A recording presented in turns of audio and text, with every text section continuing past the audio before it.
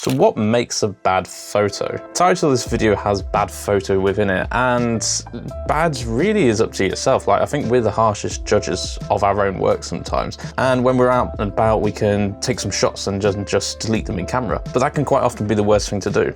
Or to go through your hard drives and just remove some stuff to clear up some space. Personally, I always keep all of my photos, and I've got a hard drive of just a load of crap really. But I do dip into it every now and again, especially as my skills develop and I get better at editing and I develop my eye better as well. Because actually there may be something that I can do with these old photos. Now, working with something that you consider bad photo is actually a really good test of your editing skills. It makes you think, what is within this that I can make work? Is there something here? And rather than just setting up and taking a good photo and editing it, you've almost got to go and find the photo within what you've taken, and that's a really nice challenge within itself. Aside from the obvious things of like blur and out of focus, when we think about what makes a bad photo and something that we don't like, it can quite often come down to composition. And this might be that the subject's not clear enough, there's too much going on, or there's not enough going on in here. And that actually we don't like the looks of a photo because it's taken in a way that's not pleasing to the eye, which means we kind of struggle to see the purpose of it and see through it. And a lot of that we can play around with and fix. Blur and out of focus stuff, we can lean into that as well. So as I've been going through some old photos that I've taken and kind of testing my skills myself, I'd set you your challenge to do the same. Pull up some photos you considered were bad, by your opinion, and see if you can actually make something of it using some of these tips that we're going to go through. So tip number one then is going to be about orientation and cropping. Quite often we might take a landscape photo and we don't like the looks of it, but actually if we convert it and crop it down into portrait, we can focus in on a composition or focus in on different areas within this. Same way if we take some landscape photos, we can crop it down into panoramic and get almost like a completely different look at the photo. Take this one that we have here, for example, that I took in Iceland. And actually this is, to me, a photo I nearly dismissed because, out the back here, it's kind of out of focus. This is one that I took actually when I've really got into photography and got myself my first DSLR camera. I didn't really know what I was doing with it. So a lot of these ended up with backgrounds being out of focus just because I had a high F number when I was doing it. But actually I was playing around up front with some long exposure, and I do like what's come out with the long exposure down the front here. Immediately, I kind of dismissed this photo and thinking it's not great, look at it, it's even slanted as well, doesn't make sense, it's kind of this glow at the top. But as I look at this from a cropping point of view, I can discover that there's actually a composition down at the bottom here. Now, when you're looking at these bad photos, try and do as you see me doing here, which is zooming in on them and look around for some interesting points or for some good kind of compositions, because that could form the photo itself. The problems largely lie up top. So very simple to do is when you have these bad photos, first of all, try switching them into almost like a portrait mode to see if there's anything in portrait that makes this a bit more interesting. So even that straight away, we're catching a little bit more of a river flowing through here, but still not fond of this kind of bit at the top. It doesn't add to the composition. So we can also just home in on what we think is interesting. Now, I do quite like this bottom half, so I'm just simply going to cut all of the crap from the top there and turn this into more of a panoramic type shot. Now, there's still some parts up there and I feel like maybe I want to focus in even more, and you might think, well, actually we're cutting away a lot of the photo here. Good, because I now want the focus of this to be on this flowing river running through and almost going up into the top, because this is the interesting part of the photo to me. So using the cropping tool here, we can discover other compositions within bad photos that actually look quite good. Throw a full edit over this, and this is the photo we ended up with, which is actually now one that is sat within my portfolio, and it's one that you can get prints of for on my store as well, because I ended up liking this so much. So we've gone from this previous photo that you can see here and ended up with this. Now, immediately I would dismiss this photo as not even worth using, but there's just something hidden within it. And it just takes that little bit of work to kind of find it, look at it from a different eye. So your tip number one there, crop. And if you like the looks of that preset, that is my Arctic Blue presets, which is Great for kind of snow and ice photos, and you can grab them in the link down below along with some other free preset packs for you to download. Tip number 2 then is reducing your color palette. Now, sometimes what we think makes a bad photo, again, we can't see what's going on, we can't quite tell the story, see what the subject is, what we're going to be focusing on. Reducing the color palette can actually help with this, to take away the colors of everything else around, blend them together, and actually your eyes focus in on the subject, the thing you want it to focus in on most. So if we take sort of this shot that we got here, really kind of basic and standard, and again we can do our sort of crops with it, but at the minute it's not really nothing standing out for me here, and I would have dismissed this for there's not really a subject, there's not a lot going on. Yes, I can do some cropping and probably come in on this, but for tip number 2, we're all about reducing that palette. So using things like black tone presets can really help here to saturate all the colors out except for colors for your subjects. So we've got some nice warms here.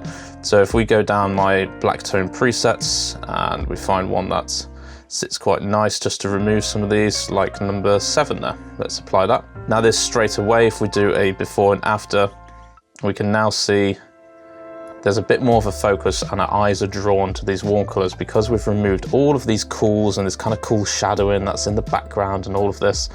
And now our eyes are focused here.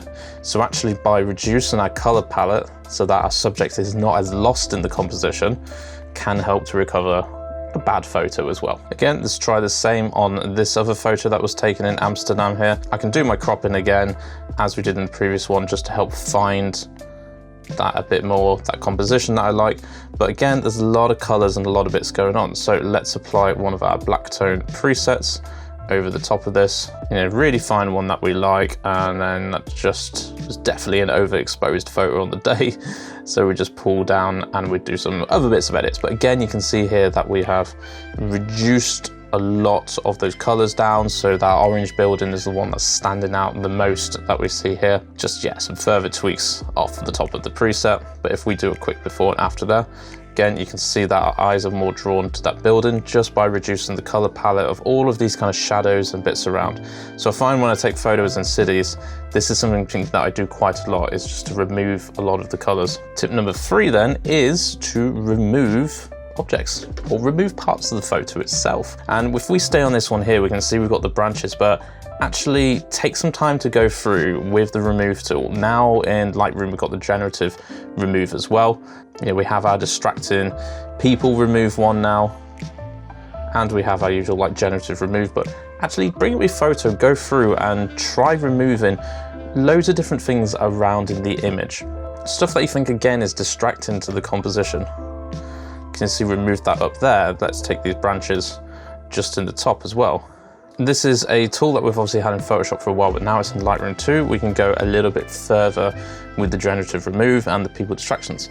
But by going around the photo, maybe removing some signs, removing some things that look distracting, again, you can take that bad photo and focusing on the subject. Another way that we can remove then is actually using masks. So if we think about this photo here, whilst I wouldn't consider this bad photo is a great way to show an example of this, is that we can grab masks and boost exposures, boost sort of dehays, really take away bits of the photo so it's quite light and also looks overexposed, but it again pulls your eye to where we want it to be. So if we boost our exposure there, we pull our dehays down as well, you can see that we can go obviously quite extreme with a lot of this stuff. If I show you it on the finished version then, and we look at it back to back, this mask at the top here is really just completely brightening out this top part of the photo, but that's because I don't want you to be looking at the sky at the top, the couple of clouds.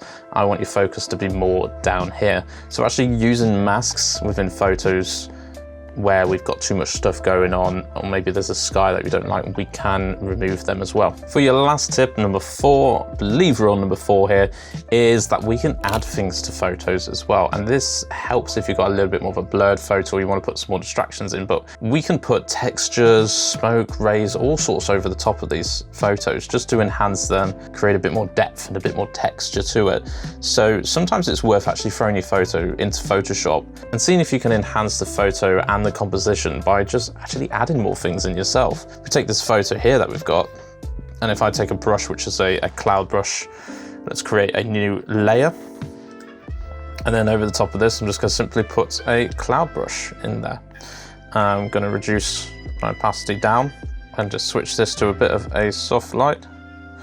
You can see we can add additional things into here, and I can get nice and crazy with this. If I want to put some more clouds in the sky, for example, let's take another cloud brush here.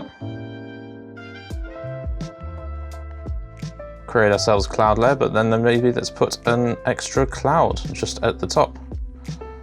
And again, just blend it in with the colors, maybe do a bit of coloring over the top of this, but we can add all these additional things in over the top. These almost as well, they basically act as distractions to help distract you from some of the things that might be out of focus or blurred within a photo here.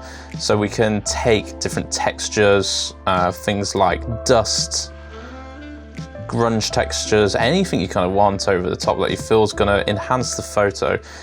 Just a word of warning, don't go overboard on it. You've got to find the ones that still fit and look natural. So if we take this one here, it's a bit of a screen. You can see we now have a nice little dust effect over the top. A little bit too much going on down here, so we're just going to mask that. Take a brush, and generally I'll just sort of take a grunge brush. Just something that I can cut into those clouds a bit more. Just to remove that. So we'll go down there, but I might want to go over the top of me and just remove some of these other ones. Obviously a lot of work and a lot of bits that's needed with this, but you can see now we've got some nice like dust textures just sat over the top of the image, which can actually help to add to these clouds and bits we've already got in the background. And I think that's really the key there when you're adding textures, is know the purpose of the photo. If it's going to be something that's quite grungy and things, obviously go for grunge. If you've already got some clouds and mists in there, use some dust, use some extra clouds, use some light rays. If you've got a sun coming across in the corner, enhance it with some light rays. The key there is really enhancing the photo. That's how we can take what we might consider a bad photo and make it better with overlays. It's not just putting random ones over the top, but ones that actually fit with what's already there in the photo. So those are just a few tips for today at saving bad photos. Because if you're like me, you might have a hard drive somewhere just full gigabytes, terabytes worth of old photos from when you first started photography, and you've not even thought about them much. My challenge to you is go back to those photos and have a look at some of them. See if there's actually any you can save. Is there any that you can discover new compositions within?